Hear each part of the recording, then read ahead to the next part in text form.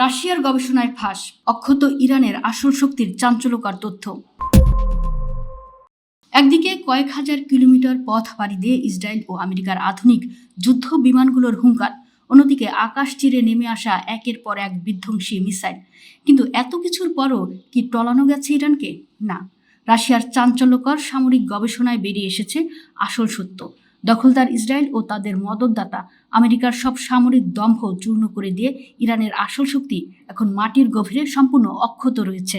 রাশিয়ার presidential academy of national economic and public অ্যাডমিনিস্ট্রেশনের বিশেষজ্ঞ আলেকজান্ডার এক বিস্ফোরক মন্তব্যে দাবি করেছেন, আমেরিকা ও ইসরায়েল তাদের সর্বাধুনিক প্রযুক্তি আর বিলিয়ন ডলারের বাংকার বাস্টার বোমা ব্যবহার করেও ইরানের মাটির গভীরে থাকা মূল স্থাপনাগুলোর টিকিটি ছুঁতে পারেনি।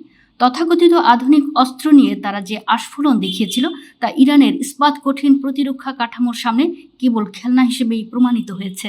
আলেকজান্ডারের মতে, দখলদারদের বাংকার বাস্টার বোমা সর্বোচ্চ 18 মিটার গভীর পর্যন্ত আঘাত করতে পারে, অথচ ইরানের সামরিক দুর্গগুলো পাহাড়ের তলদেশে 500 মিটার পর্যন্ত মাটির গভীরে নিখুঁত প্রকৌশল বিদ্যায় নির্মিত। এসব স্থাপনা কেবল সাধারণ বোমার আঘাতেই টিকে থাকে না, বরং যে কোনো পরমাণু হামলা সহ্য করার মতো ক্ষমতা রাখে। আমেরিকা ও ইসরায়েলের নীতি নির্ধারকরা হয়তো গুগল ম্যাপে বা স্যাটেলাইটে ধোয়া ওঠা কিছু ভবনের ছবি দেখে বিজয় উল্লাস করছে, কিন্তু তারা জানে না যেখানে তাদের আঘাত করার কথা ছিল সেখানে তারা পৌঁছাতেই পারেনি। ইরানের এরোস্পেস ফোর্সের কমান্ডারের দেওয়া তথ্য অনুযায়ী তাদের প্রতিটি ক্ষেপণাস্ত্র ভাণ্ডার একক কোনো জায়গায় নয়, বরং পুরো দেশ জুড়ে ছড়িয়ে ছিটিয়ে থাকা এক বিশাল গোপন ও অভেদ্য নেটওয়ার্ক। এই জালের প্রতিটি অংশে একে অপরের সাথে পরিপূরক। আলেকজান্ডারের কথায়, ইরান গত কয়েক বছরে তাদের সামরিক শিল্পে যে বৈপ্লবিক উন্নতি করেছে তা পশ্চিমা শক্তির হিসাবের বাইরে।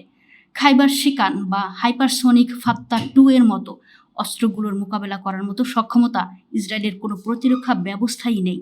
দখলদারদের দম্ভ ভেঙে দেওয়ার জন্য একটি যথেষ্ট যে তাদের লক্ষ লক্ষ ডলারের ইন্টারসেপ্টর মিসাইলগুলো আজ খাবি খাচ্ছে, আর ইরানের প্রযুক্তি আকাশপথে তাদের সব দম্ভ চূর্ণ করছে।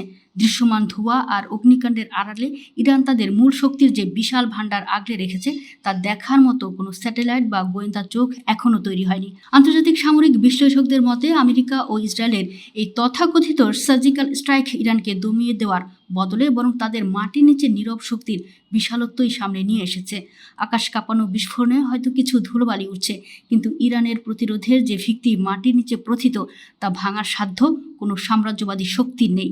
এখন বিশ্ববাসীর একটাই প্রশ্ন, মাটির নিচ থেকে যেদিন ইরানের এই বোমাস্ত্রগুলো আকাশ চিরে বেরিয়ে আসবে, সেদিন কি এই দম্ভক্তি করার মতো শক্তি ইসরায়েল বা আমেরিকার অবশিষ্ট থাকবে?